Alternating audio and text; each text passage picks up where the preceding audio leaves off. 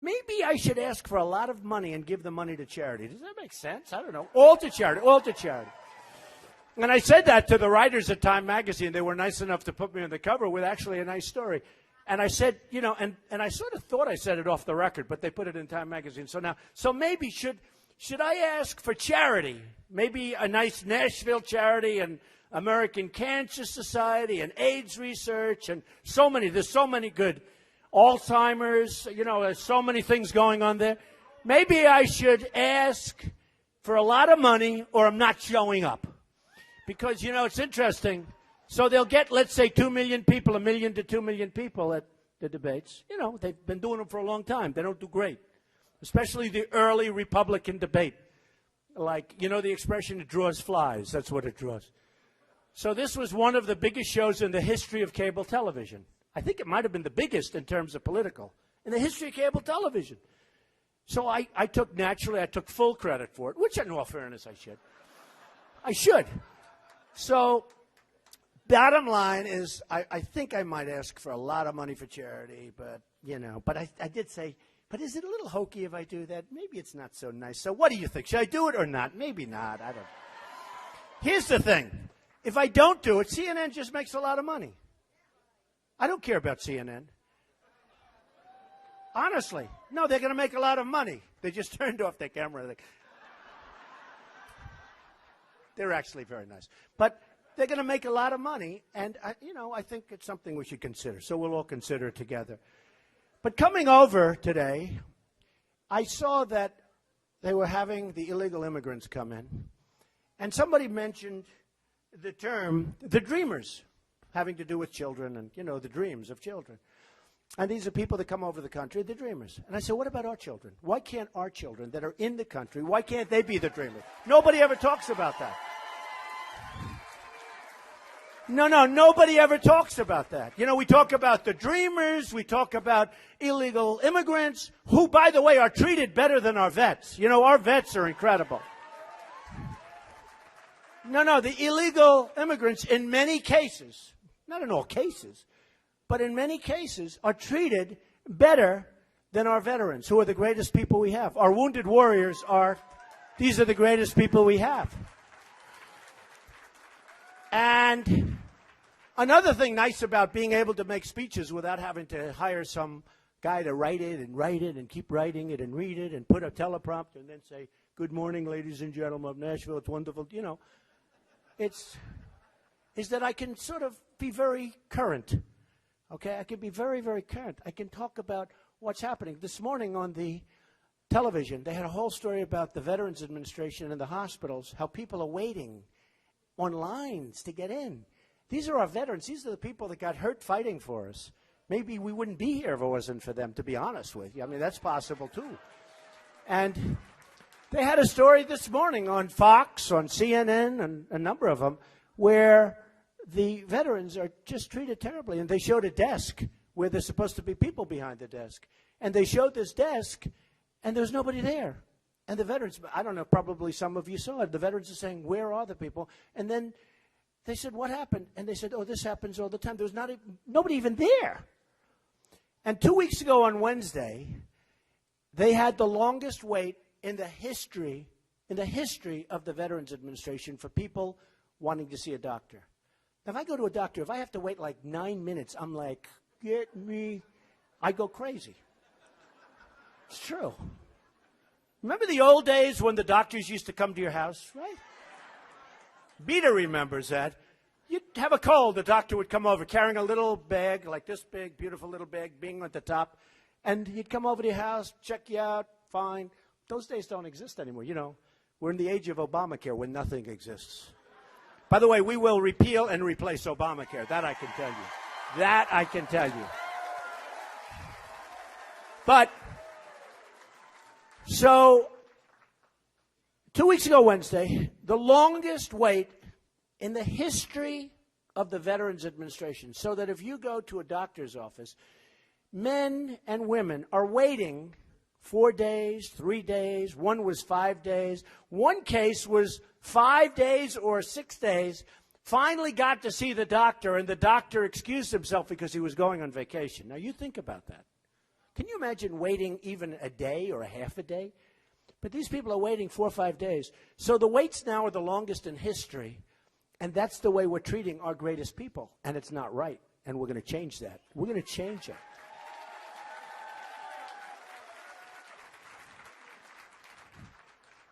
We have right now, and people don't know this, you know, they see these phony statistics put out by politicians, basically. All talk, no action politicians.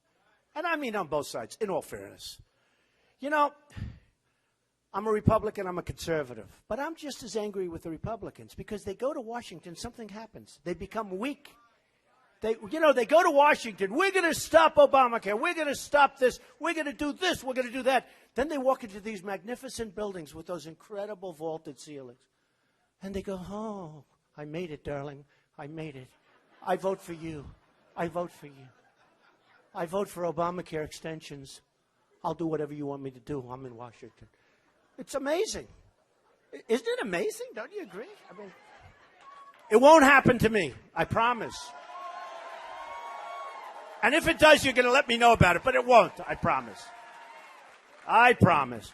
But, you know, they show those phony statistics where we're 5.4% unemployment, 5.4. The real number, you know, I actually saw a number, it could be 42%. Okay, believe it or not. But when you think about it, we have 93 million people that are right now out of the labor force. 93 million people. Of the 93, many of these people want jobs.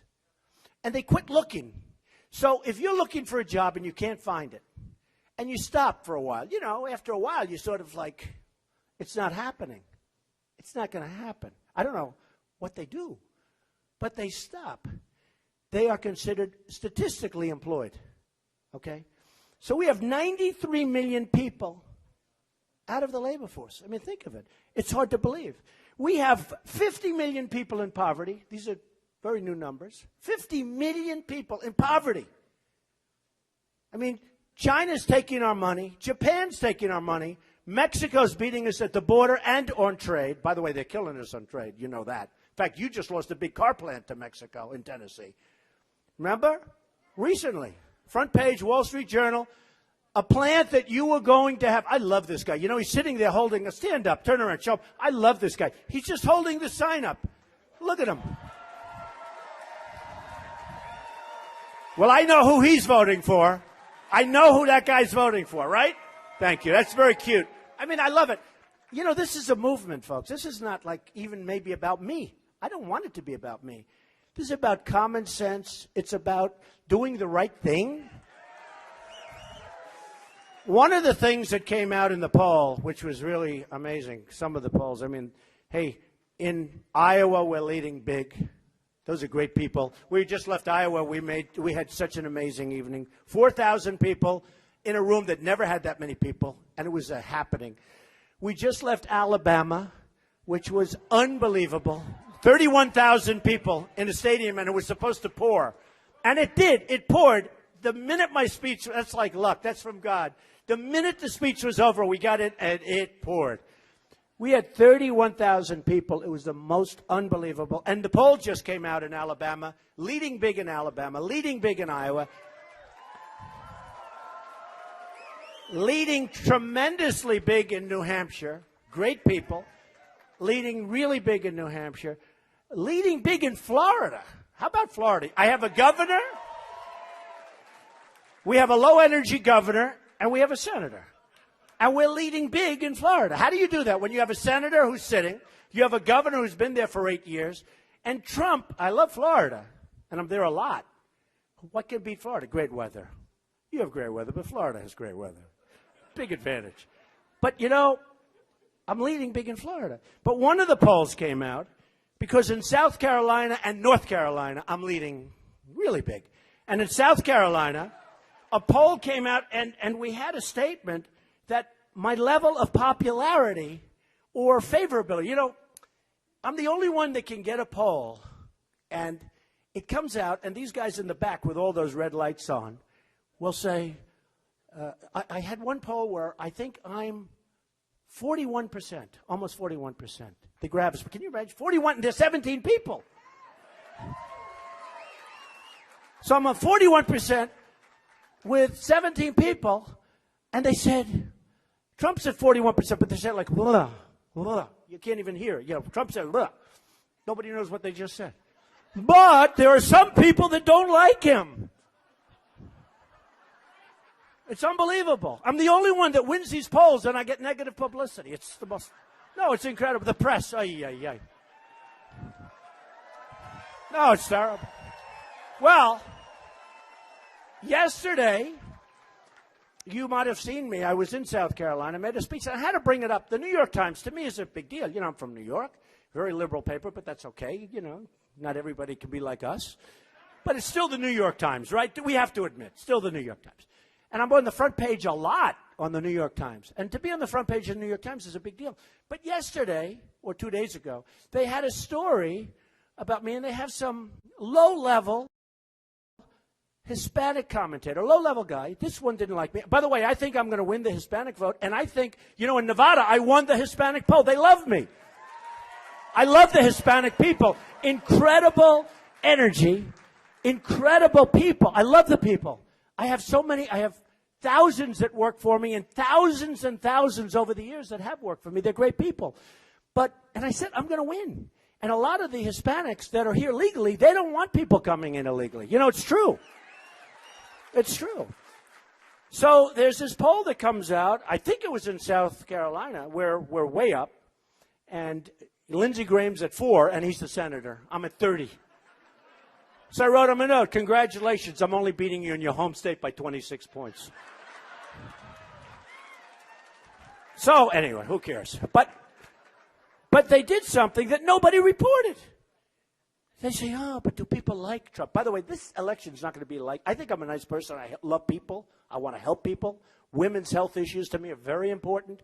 To Jeb Bush, it wasn't important because he didn't want to fund them. And then he said, oh, I misspoke. But, you know, I really want to be a nice person. I am a nice person. But I think it's actually going to be an election based on competence. We're tired of being like the patsy for everybody. I really do. I think it's time. But in the poll, this was the Monmouth poll, big poll, in another act of political magic, I don't know what's magic, Trump managed to flip his favorability rating from negative, nobody wrote this, by the way, and nobody said it, nobody reported it, from negative to positive. This is an exact quote. I have like this photographic memory, so I don't need, but I want to be sure because if I use the word the incorrectly, they'll say he didn't. Favorability rating from negative to positive in one poll during the span of a month, a feat that Monmouth University's Patrick Murray, highly respected pollster, called astounding. He called it astounding. Nobody else wrote about it. That defies any rule in presidential politics that I've ever seen, said this highly respected man. Murray, the director of polling Institute, said. He flipped it from 20% to 52% in 1 month. And he said he's never seen that before. And you know what? That's because people have heard me. And they say such a nice person. No, they say he's a man. I've made a tremendous amount of money. I've had tremendous success. And I don't say that braggingly. That's the kind of thinking we need in the country. I mean, whatever it is. But to me, that statement was more important than actually literally killing everybody in the poll. We were much, much higher than more than double everybody.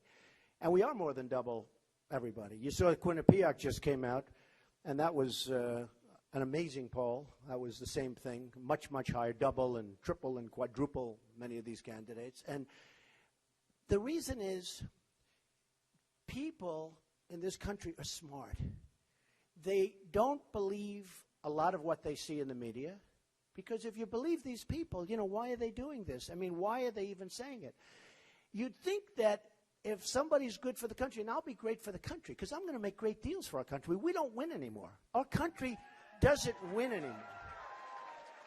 You'd think if somebody's even a liberal person or a Democrat liberal, and I mean really liberal, if somebody's going to make the country, why are they knocking it? Why are they knocking it? Why do they fight? You'd think they'd say, let's do it. It's good. It's good for all of us.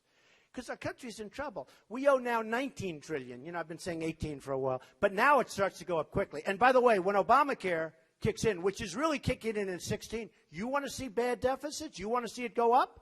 You're going to really see it go up because that has a huge negative impact, not only on jobs, but on the deficit itself because of the cost.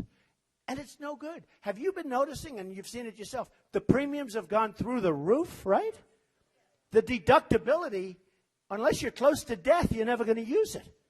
You can't use it because the deductibilities, it's so high. But the premiums are up 30, 40, and 50% and more. It's a disaster. And on top of that, it's going to cost the country a fortune. So it's not only costing you a lot of money, it's going to cost the country a fortune. So we have to do something about it. And we have to do something importantly about it. But when I see the people on television, and I have to tell you, I won't mention names.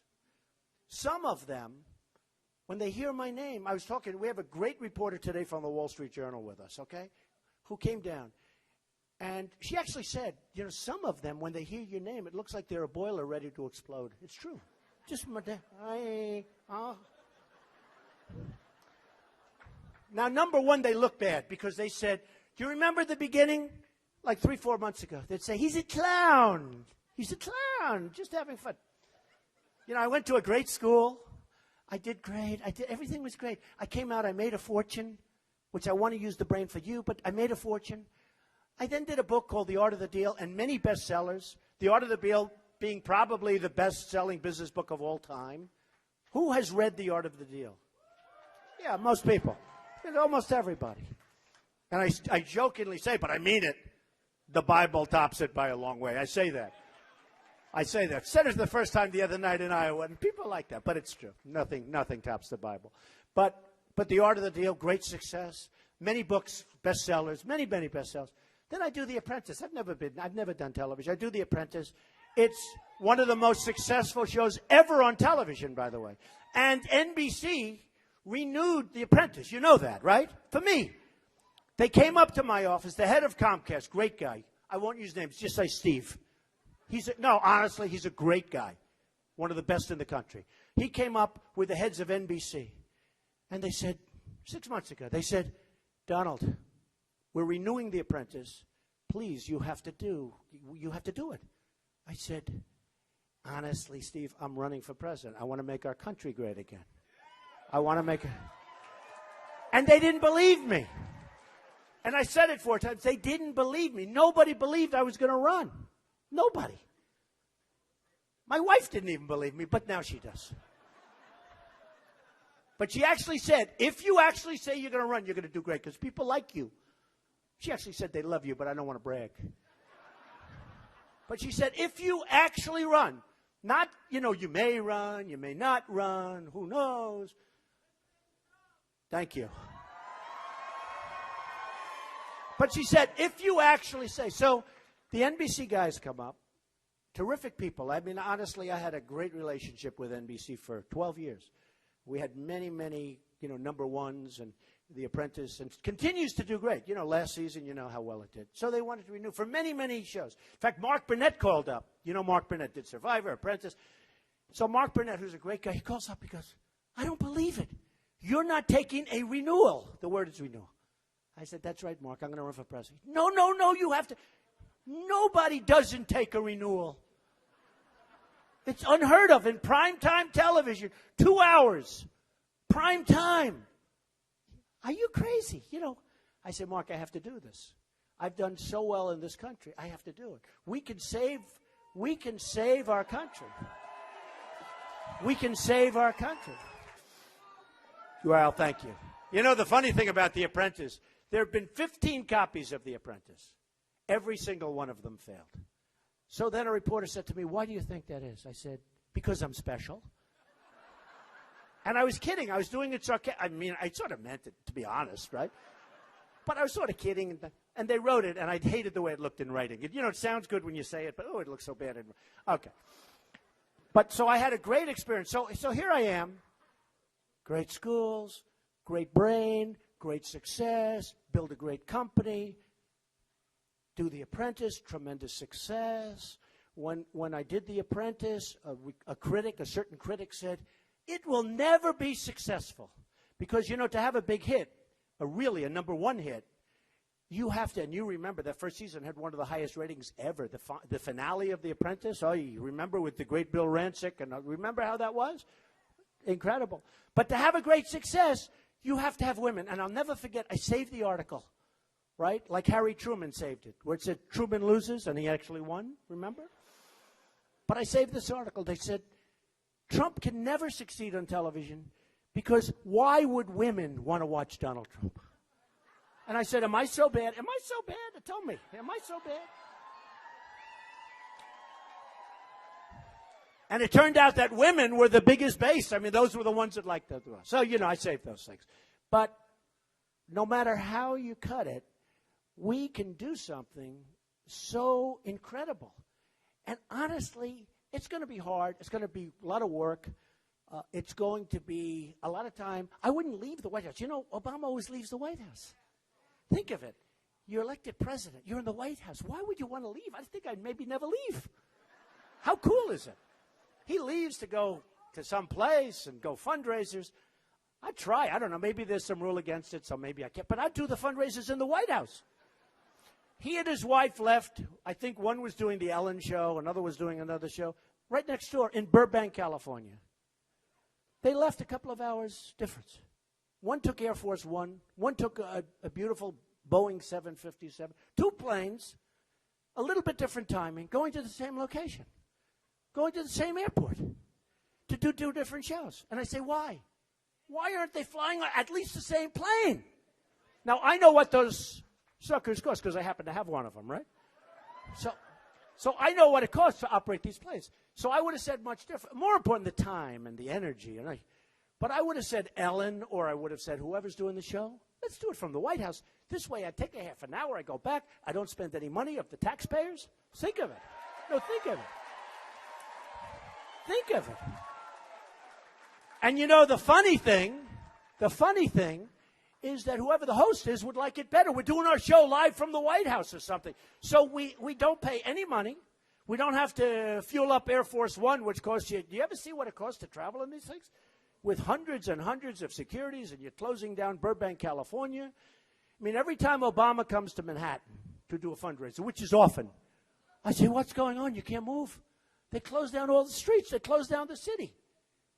And he could do it from, like, Washington. In fact, he could do it in my new hotel that I'm buying, which is only a couple of blocks. You know, I'm building, it's true. I'm building this incredible hotel on Pennsylvania Avenue, and it's going to be incredible, the old post office. And I actually got it from the Obama administration, which is hard to believe. People are saying, what's going on? How did Trump get it?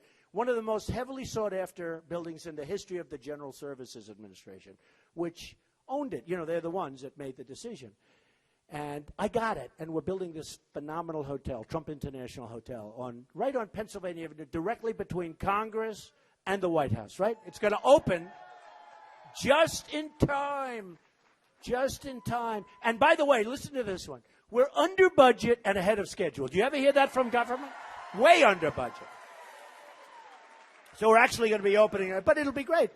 But he can use my hotel. I'd let him use it free. You just come in, use it, go back to the White House. But you don't have to do that. But you say to yourself, why? You know, it's a mindset.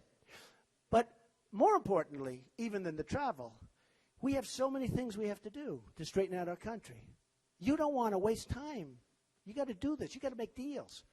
I've got the greatest deal makers in the world lined up to make deals for us. Carl Icahn, incredible guy, right? Incredible guy, great deal maker. I've got some of the best deal makers in the world. They're all calling me, too. You said, you didn't ask me. I have these guys calling me up, the best in the world. Now, I know the best. I also know guys that are overrated. I know guys that you haven't heard of that honestly are phenomenal. I know a lot that you have heard of that aren't really that good, that are overrated, in my opinion. But I have the best in the world, and they're calling me. They don't want money. They're worth billions of dollars. But when I put, let's say, Carl Icahn in, I'll say, Carl, do me a favor, handle China. We're going to make a great deal. No, we're going to make a great deal. Because that's what happens. You know, that's what happens.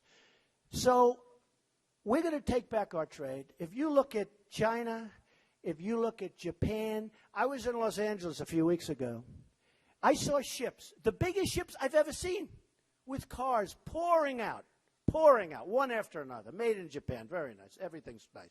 Except it doesn't help us. Where does it help us? Where does it help us? We sell them beef. And then they don't want it because, do you ever see what's going on over there? We sell the beef, it goes over there, and it's very perishable. So by the time it gets over there, then they turn it around. We don't want it. And they have cars coming from these massive, massive ships. Massive. And they just pour off the ships. I say, what are we doing? How stupid are we? No tax, no nothing. And I'm a free trader. I believe in free trade. You don't have to say it. But I have to be fair trade. When you look at Japan, they take in money up here, and we give them money down here. We give nothing by comparison. It's like peanuts. Balance it out, fellas. Balance it out. You got to balance it. A friend of mine is a great manufacturer.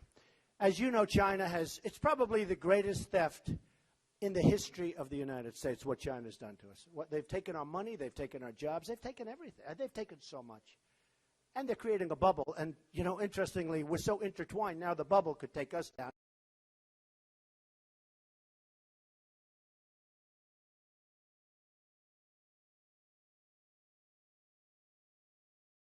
So good.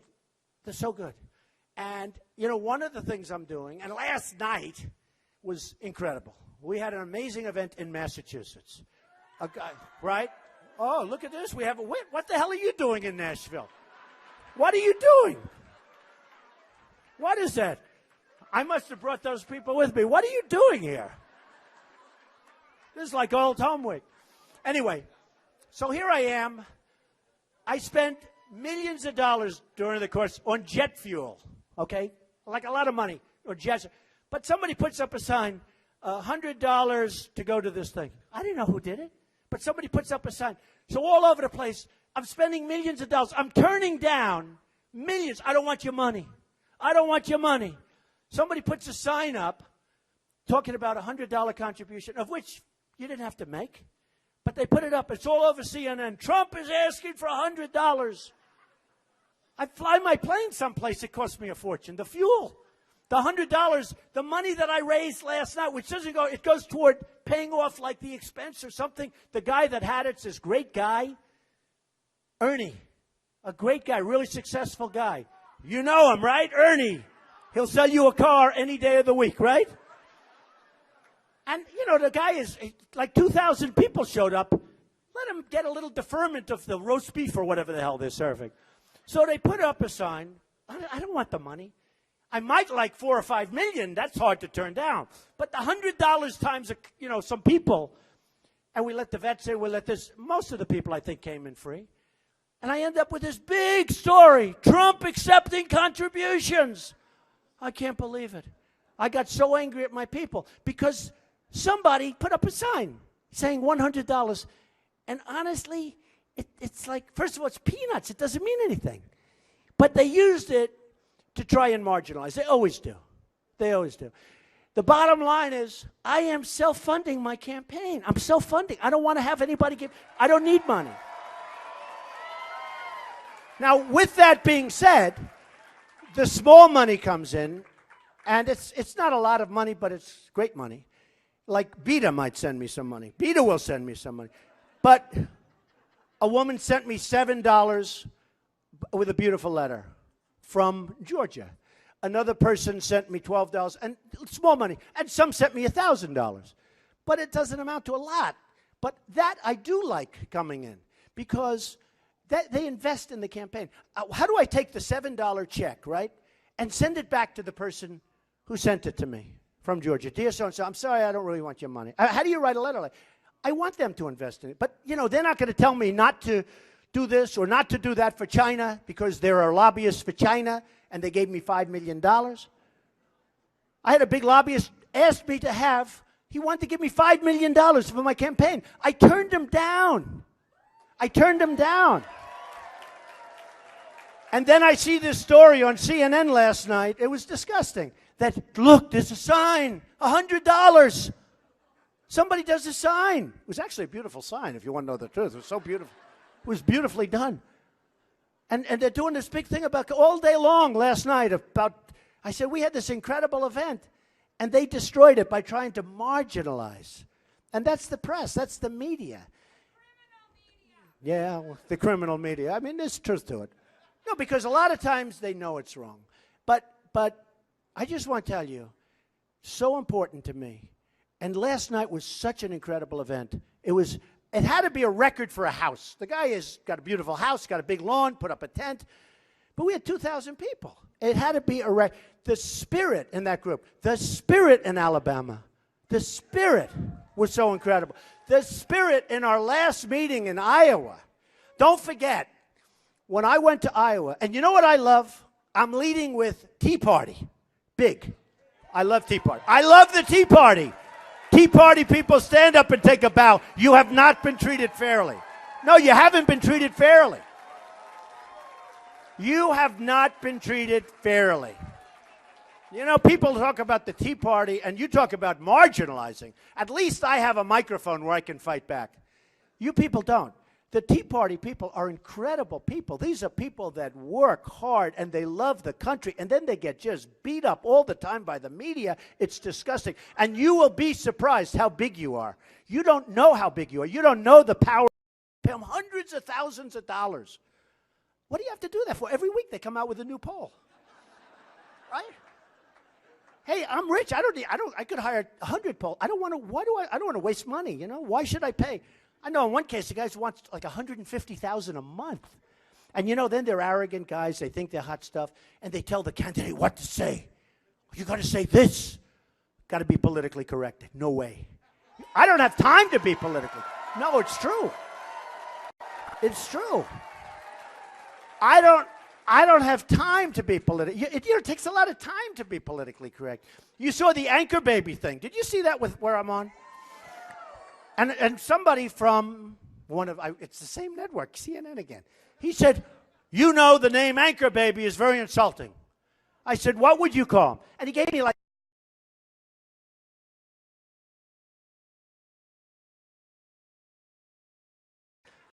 too long. It's Anchor Baby. And then Jeb Bush gets caught because he is such a nice person, honest.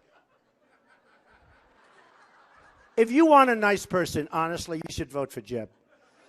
The country's going to go to hell, but we won't talk about it. No, but if you want a nice person. So Jeb has a memo that he signed.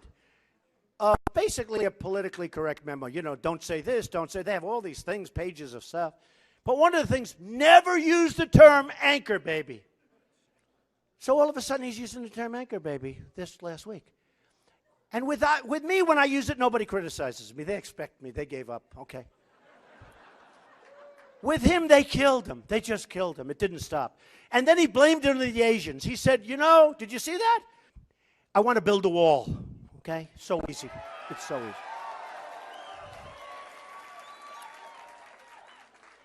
When this clown, Jose Reyes or whatever the hell his name, he's a baseball player. Ramos. Actually, Jose Reyes is a baseball player. He's a nice baseball player. But when Ramos got up the other day, screaming and ranting and going crazy, and I had all these reporters. Actually, the reporters were mostly on my side because they all had their hand up, and this guy starts screaming. So I even had liberal people from CBS. I actually said to the CBS guy, yes, and this guy stands up and starts screaming. So and I actually got a lot of credit for the way we handled him. I didn't do anything except for the Times. And that's what I alluded to before. The Times said Donald Trump railed at him and screamed. I didn't scream at him, but he was screaming at me. And much worse than that, they said I wore a toupee. Can you believe it? I don't wear a toupee. And I proved I won't bring anybody up unless I won't bring anybody up, but I don't. But think of it. I'm on the front page of the New York Times, and the first sentence in the first paragraph has this announcer, Hispanic announcer that nobody ever heard of, saying they call him something, which means he wears a toupee. And I don't. So I'm on the front page of the New York Times. I can't even talk about it. I'm embarrassed to talk about it. But they also said I was essentially screaming at this guy from Univision, who I happen to be suing for $500 million. They didn't mention it. They also didn't mention that his daughter works for Hillary Clinton. Do you know that? His daughter works for Hillary Clinton. Oh, you didn't know that? Ah. No, they didn't mention that. No. They said I wear a toupee and I was screaming, but they didn't. No, he's screaming at me. So we very nicely wished him out. And then we let him come back, and we actually had a nice talk. He actually seemed like a nice guy after he calmed down a little bit. You know, he's a very emotional man. But he said, you can't build a wall because you can't do it. So 2,000 years ago in China, we always get back to China, right? 2,000 years ago, the Great Wall of China. Oh, would we like to have a wall? This is a serious wall, okay? This is a wall you don't go through so easy.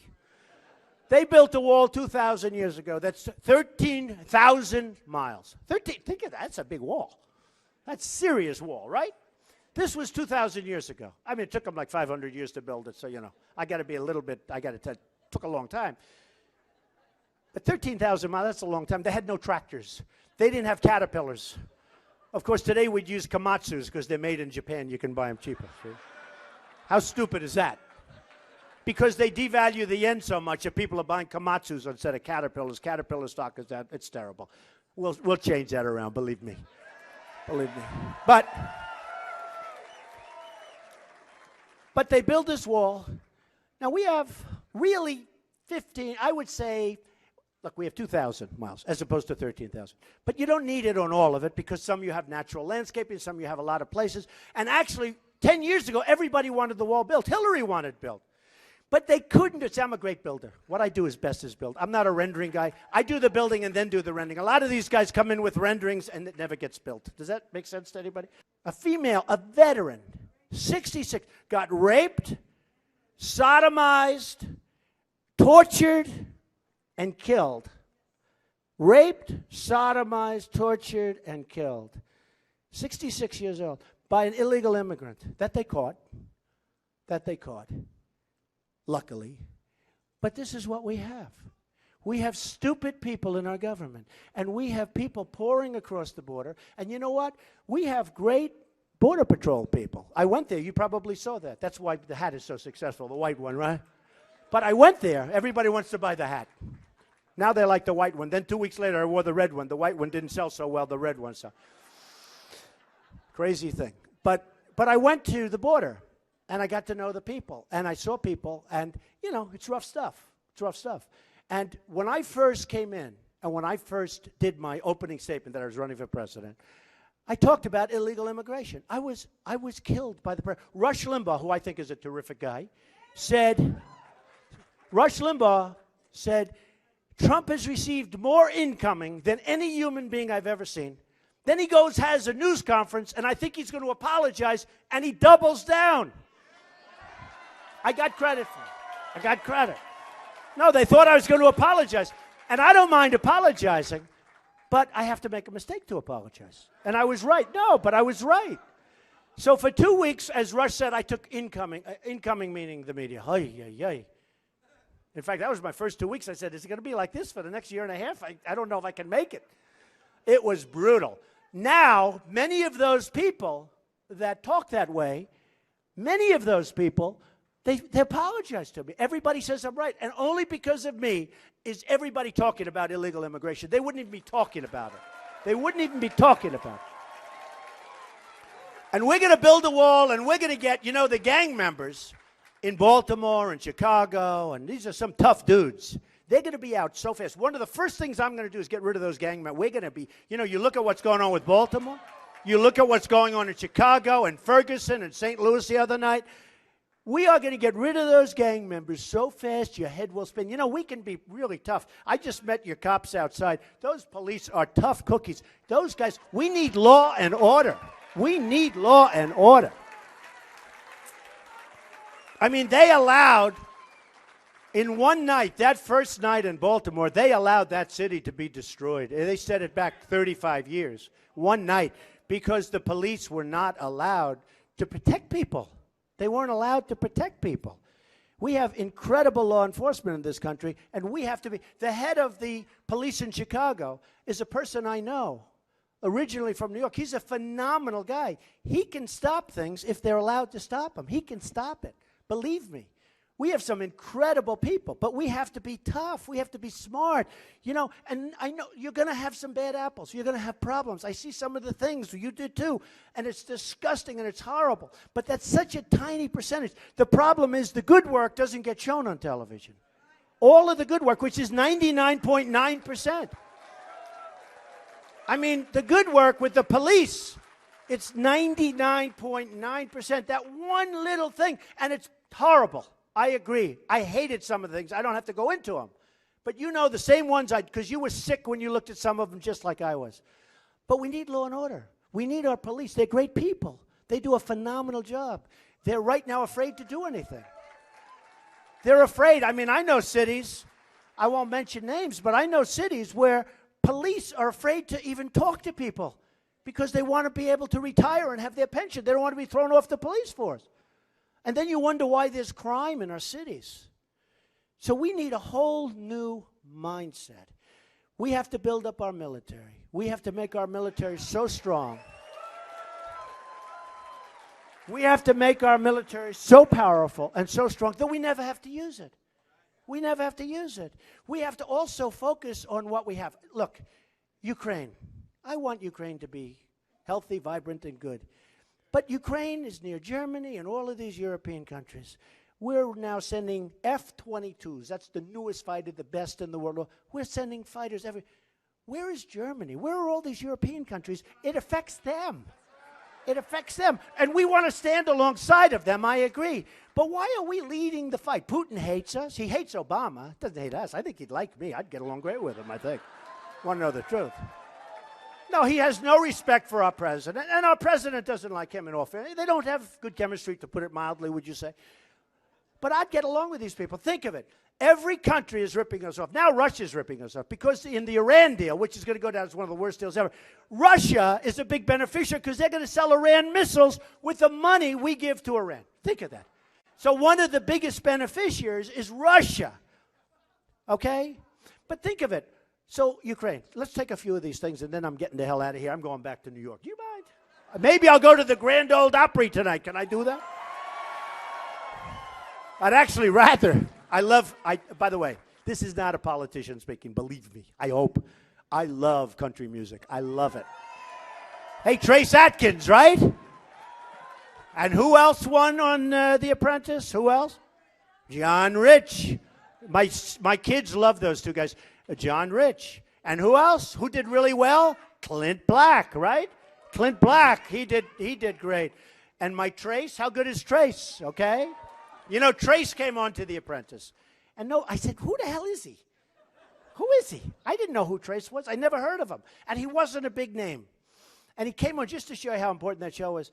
And his record or album or whatever you call it nowadays, it used to be records and albums and this, now you call it. But whatever it was, it went to #1. And then he came to me the next year, and he came in second, and he came in first. He did it twice. And by the way, he's a fantastic guy. So is John. So is Clint. These are great people. These are great people. But Trace came to me, and he goes, a certain award show. I won't mention the name. But he said, last year I couldn't get into the show, and this year I'm hosting it, Mr. Trump, all because of you. Nice, right? No, nice. But those three guys, they're great, and they're just fantastic people. But we've got to make our country so strong. We have to make our country rich again. A person came up and said, oh, that's not nice. What's not nice? They said rich. To say we're going to make our country rich. We can't make our country great if we're going to be poor. We're a debtor nation. We owe $19 trillion. China, think of this. China, we owe $1.4 trillion to. So they come in. They take our jobs, they take our money, they take our base, they take our manufacturing, and we owe them $1.4 trillion. How do you do that? That's like a magic act, right? It's true. Japan sells us cars by the millions. They make a fortune. They come in, they sell us cars by the millions. And we owe them the exact same amount. We owe them $1.4 trillion. How come if they're selling us cars, we owe them money? Think of it. Put on your business. See, I have a natural instinct for this stuff, right? If we buy all these cars, why do we owe them money? But we owe them because they take all that money that they make and they buy our bonds, and we're paying interest on them, and we owe them money. So it'll change. It can change. It's not even going to be hard. We have the cards. People don't realize. See, Obama never read The Art of the Deal. People don't realize. Oh, and somebody said, it was Sharon. Where's Sharon? Stand up, Sharon. She gave me such a hard time. Where's Sharon? Where the hell is she? You could have both Sharon stand up, actually. Where are they? Both of them. Sharon is great. Oh, did they go after her? Wow. You talk about, where's my other Sharon? Get the hell off stage, Sharon. Come on. She took a lot of incoming. Sharon, did you take some incoming? I think so, right? Get off stage. Get it. Come on, Papa. Thank you, darling. So we are going to do something that if I get elected, and again, they said he'd never run, now, and actually the pundits, the greatest thing, these guys that didn't even give me, they said, give me a break, not going to happen, he's a great business. One guy said, John McLaughlin, you ever watch the McLaughlin Report? I like him. And one of the people on the little group said, Donald Trump is a great businessman, but he'll never make it as a, president. He'll never get elected. He'll never make it. And John McLaughlin, this crusty guy, who I like. I don't know him. I never met him, I don't think. But I like. He's sitting there, he goes, and he got angry. He goes, why wouldn't he make it? You tell me why. He's been a tremendous success at everything he's done. I go all over the world. I see his name. I see his name all over. He's had great success. And he said, I think this is the word, he's a man of great achievement. Why wouldn't he make it? And I thought it was so nice. And the other guy just sort of shut up. And, because you need somebody of great achievement. I produced tens of thousands of jobs over the year. I don't have to worry about Obamacare. I take such good care of my employees. I have thousands of employees. I take good care of them. We have great plans. My employees are lucky. They hit the lotto, okay? But I take great care. Education and health care. And my people are very happy. But I've done this for a long time. And I've seen ups and downs. I've seen market crashes. And I've seen friends of mine go bankrupt. I've never gone bankrupt. By the way, I've used the loss to my advantage in companies. I buy a company. I throw it into a chapter. I negotiate with banks. I kill, And then they say, Trump goes bankrupt. These people, they don't have any. Now, when other people do that, when a Carl does it, or they do it all the time. I mean, they use it all the time. It's called using your head. It's called using the laws. I did a good job, didn't I, in the debate? When Chris Matthews so angrily said, and I do what every other great businessman does. I buy a company.